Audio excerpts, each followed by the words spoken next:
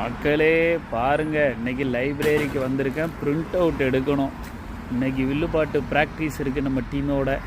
அதனால் print out எடுக்கிறதுக்காக லைப்ரரிக்கு வந்திருக்கேன். உங்களை லைப்ரரிக்கு உள்ளே கூட்டிகிட்டு போகிறேன். இங்கே சீப்பாக இருக்குங்கிறக்காக அங்கே வந்திருக்கேன். ஏன்னா வாங்க, எவ்வளோ தூரம் உள்ளே போக முடியும்னு தெரியல, பட் போகிற வரைக்கும் போகிறேன். பாருங்கள், இந்த பாக்ஸில் வந்து நீங்கள் லேட்டாக வந்துட்டிங்கன்னா உங்கள் புக்கை இங்கே ட்ராப் ஆஃப் பண்ணிடலாம். லைப்ரரி மூடி இருந்தால் கூட இந்த 2 லைம் கலர் பாக்ஸில் புக்கை போட்டு போய்கிட்டே இருக்கலாம். லைப்ரரியோட ஒர்க்கிங் ஹவர்ஸை பாருங்கள். பார்த்துட்டிங்களா? போகலாம், உள்ளே போகலாம். நீட்டாக இருக்கும் லைப்ரரி. பாருங்கள், லைப்ரரி பார்த்தீங்களா? புக்குக்கெல்லாம்